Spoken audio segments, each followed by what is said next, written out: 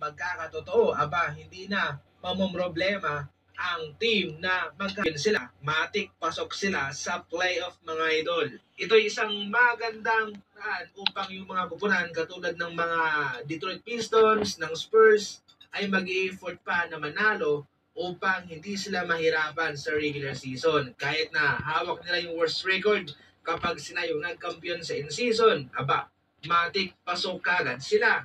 Para sa inyong mga idol, ano ang komento ninyo sa gagawin ito ng NBA? Mag-comment lang pag-usapan na yan sa comment section. February 8 ang trade deadline sa atin sa Philippine time ay February 9 mga idol. Marami ng mga trade rumors na lumalabas. Sa mga nagtataka kung bakit puro trade yung ating ibinabalita, malapit na kasi ang trade deadline mga idol. At yan ho yung mga proposal, mga senaryo sa pagitan ng mga team. Sa madaling salita, ang tawag dyan ay trade rumors. Ibig sabihin, pinag-uusapan na. At dalawa lang ang posibleng mangyayari dyan. Kung matutuloy o hindi matutuloy. Ngayon, usapang trade naman tayo dito. Ayon mismo kay Chris Haynes ng The Bleacher Report, itong Chicago Bulls ay imposibleng magbigay ng contract extension kay DeMar DeRozan. Nasa huling taon na ito ang DeMar DeRozan sa kanyang 3 taong kontrata na pumahan sa kanila. 28 million ang kanyang sa isang kada season. Hindi man lang nag-improve itong Chicago Bulls at nahihirapan silang manalo kahit na sa mga rebuilding team mga idol. Ngayon, sa pinaka-latest na informasyon, balak na lang nitong Chicago Bulls na itong si DeMar DeRozan upang sa noon, silang asset na makakuha. Dahil kapag ito hindi nila nagawa, syempre siya ay magiging free agent at pupunta na lamang sa ibang kupunan. Sa madaling salita, mapupunta itong Chicago Bulls, wala silang makakuhang kapalit. Kabilang na rin itong si Christian Wood sa mga posibleng magkakaroon ng bagong team bago sumapit ang trade deadline. Tinanggal siya sa pagkakita ng Lakers mga idol kung saan sa pagkakita ng mga laro ng Lakers sa garbage time na lang siya naglalaro.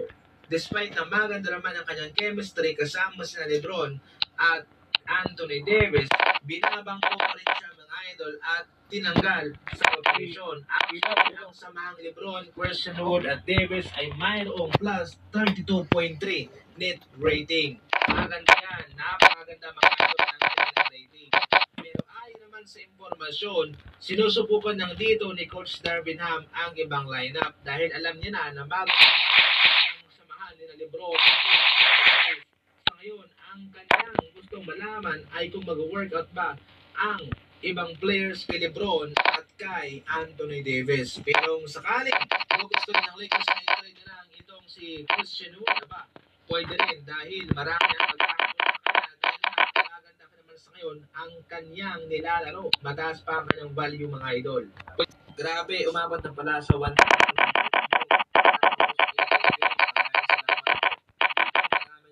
Pipilian, pero yung paborito ko ito ang Mets. At ito, tayo minsan isang pilihan.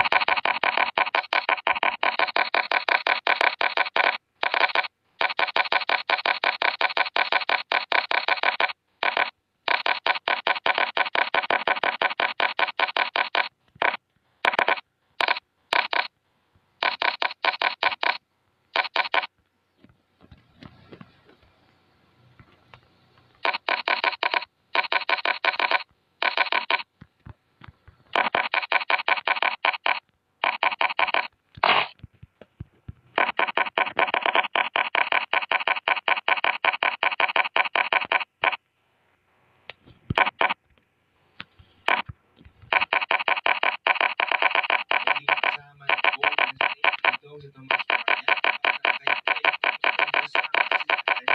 Bago yan, ito muna. Pwede na makalaro itong si Ja Morant sa December 20 mga idol sa kanilang laban kay Fans. 25 game suspension, yan ang ipinataw ng liga sa kanya pagkatapos na magpakita siya ng mga idol sa pangalawang pagkakataon. 25 games lang dahil ang gusto ng karamihan ng regular season. Sana marami ng leksyon na tutunan itong si Ja Morant. Kaya resulta, naghihirap ang kanyang koponan. Sinamahan pa ng pag-injure ng kanilang mga players. As of now, ika-13 posisyon sila sa NBA standing. Ang 6 wins and 15 losses mga idol. Sa mga games na hindi naglaro itong si Ja Morant, ang mga programa para lang sa kanya. At ayon mismo kay Adam Silver, matapay naman daw ito si Ja Morant sa mga kumplay sa mga programang ginawa ng NBA para sa kanya, mga idol. Walang sapat na basketball, ito ang sinabi ni PJ Tucker para sa LA Clippers, kung saan sa ngayon ay hindi na siya nabibigyan ng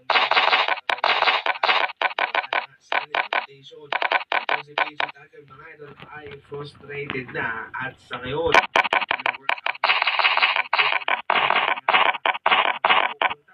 bago siya may trade sa Clippers, sa Sixers ay nagkakaroon siya ng magandang minuto. 22 minutos mga idol.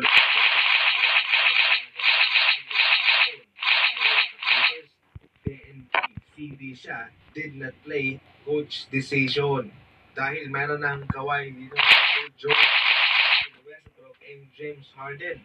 Nahihirapan ang magkaroon mga idol, sabi niya na there's not enough basketball sa kanila. Itong Golden State Warriors ang mag-demand ng Thomas Bryant and Tyler Hero para kay Klay Thompson. Kanilang manapatan ito since na Klay na 43 million sa season na ito. Ayon ba sa mga eksperto, kahit na itong si Klay, laki ang kanilang kumpiyansa na babalik at babalik pa rin ang dating Klay Thompson. Bilang nagkakalit ng isang batang shooter ang Warriors at sila ay nagkakaroon ng isang batang center na Thomas Bryant. Well, mga idol, at nga pa ito, mga Golden State Warriors patungkol sa kanilang trade at kay OG Anunoby. Ayon sa detalye, gusto raw ni Teresa Liberton na magkaroon daw ng sa kanya. Indiana Pacers ay kung kanilang maibibigay ang hihingin ng mga asset nitong Toronto Raptors. Grabe daw sa ibo kayo, napakadaling manalo.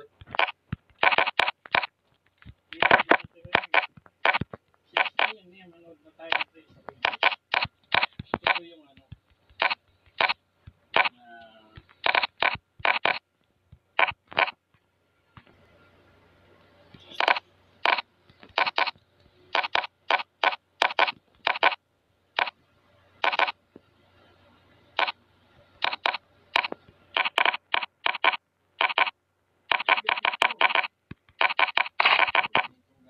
bangs na lang sa'yo.